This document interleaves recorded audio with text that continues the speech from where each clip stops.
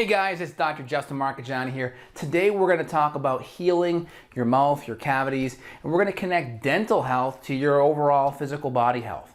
All right, before we dig in, hit that subscribe button, hit that bell as well. I'm coming out with more videos and live chats. I want you to get access to it. Click that bell so you actually get to see my videos show up in your feed.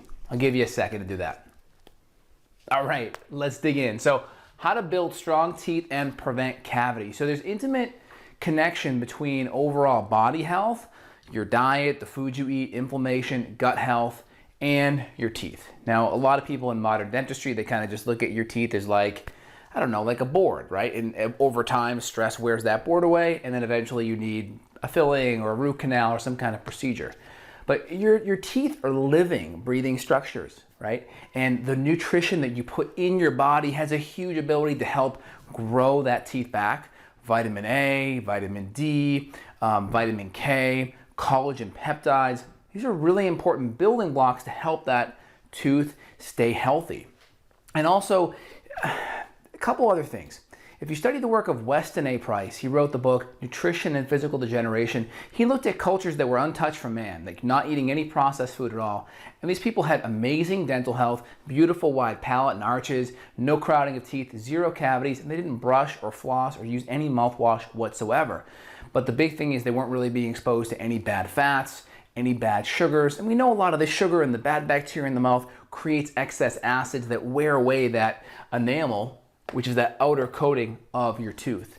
Does that make sense? So in general, foods have a major impact on that. And I talked to one dentist in dental school. He said the easiest way to create a cavity was to put gluten on the tooth, and that would easily wear away the tooth as well. So just keep that in mind. Grains and gluten are really devastating for the teeth, especially refined sugar.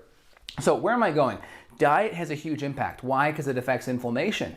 Number two, because nutrient-dense diets tend not to be inflammatory. And nutrient-dense diets also have all of those extra nutrients to help with tooth health. Vitamin A, which helps provide all kinds of really good nutrients to the tooth. Vitamin D helps increase increase calcium absorption out of the bloodstream. So we have calcium in the gut, it goes into the bloodstream through vitamin D, also helps phosphorus too, and then vitamin K takes it from the bloodstream into the tooth. So we have vitamin K here. Vitamin K goes from bloodstream to tooth. And then vitamin D goes from the gut, from the GI, to the blood. So really important. And then vitamin A is a really important fat-soluble vitamin that helps all of these work. And you can see there's awesome, really good synergy between these two. This is a fat-soluble vitamin here.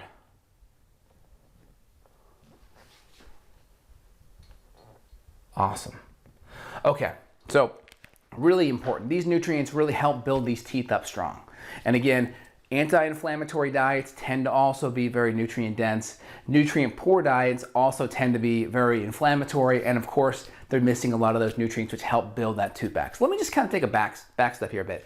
So healthy gut function is important because let's say you've switched over from a bad diet, you're eating all these really good nutrient dense foods, vitamin A in egg yolks or cod liver oil, vitamin D from good sun exposure, right? Vitamin K from leafy greens, from organ meats, from grass-fed meat, from fat-soluble vitamins that are in animal sources, right? These are all great ways to get some of these sources. Now, if we don't have good gut function, that's going to have major impact on our ability to absorb these nutrients. Vitamin K is actually produced by healthy gut bacteria. That's vitamin K1.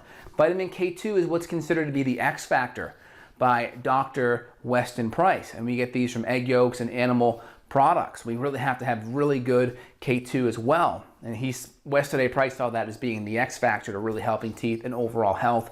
And we know K2 pulls that calcium out of the bloodstream, so instead of it going to arteries and plaquing and such, it's now going into really good, strong bones. So we have MK4 and MK7, which are the various names for vitamin K1 and for K2. So hope that helps there significantly.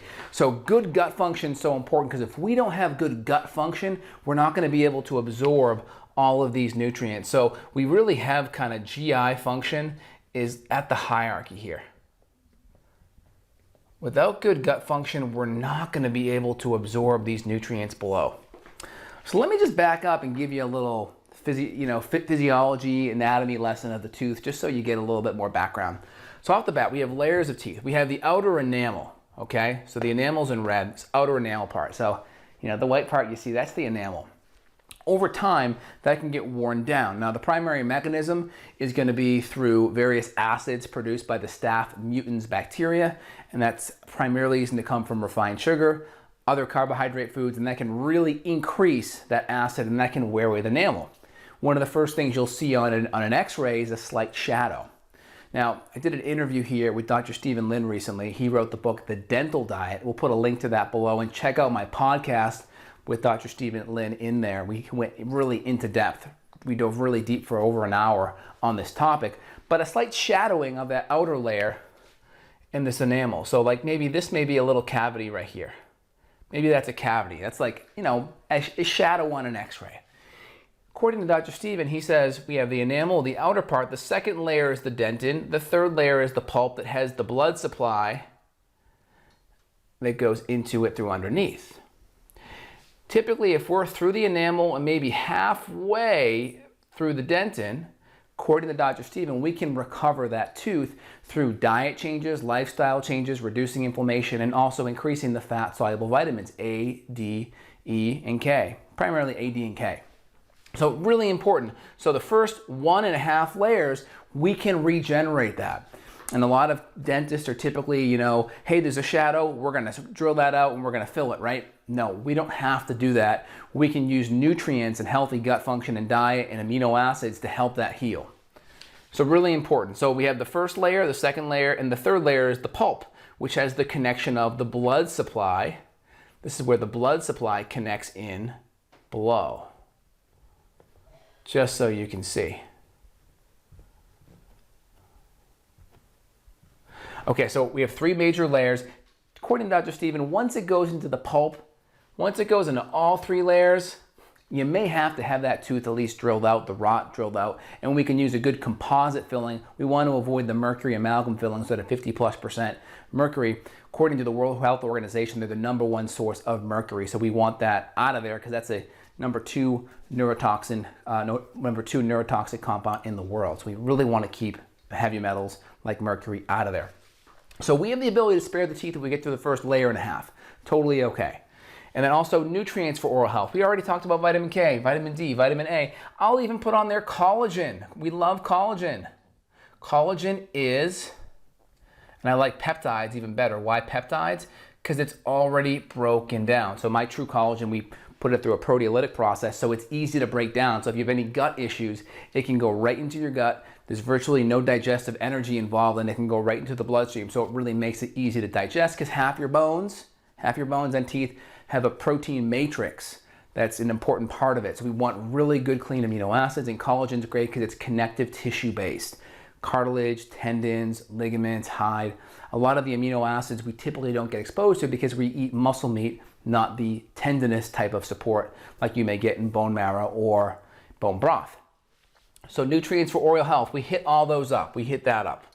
We hit the layers of the tooth, the teeth up. Hopefully that makes sense. Can you heal or prevent cavities? Yes, we talked about it. The first layer and a half, we totally can. Maybe if we go into that third layer, that may be a harder time.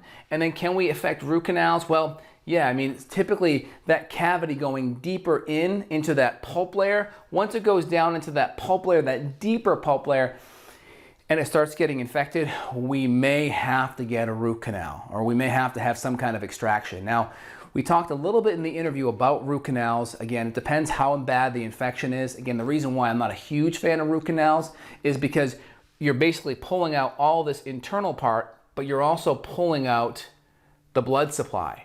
So that means if blood can't get in there, immune cells also can't get in there. So guess where a lot of bacteria and viruses will hide? They'll hide in the tooth because the immune system can't get there. So that's why infection stress can occur with root canals, but it depends. So depending on how bad it is, you may be able to prevent needing a root canal by getting these nutrients in there, by also upping the collagen like I mentioned, and starting to help heal and recover that tooth. Maybe you need a root canal, or maybe it's so bad where you can't avoid it, then maybe you look at an implant, a dental implant using some biologically more compatible compounds in the mouth, and or maybe a bridge. Again, you'd have to talk about that with your dentist. You'd want to see a biologically trained one. Some good docs, you can find them at the IAOMT.org website, IAOMT, and that stands for the International Association of Oral and Medical Toxicology.org.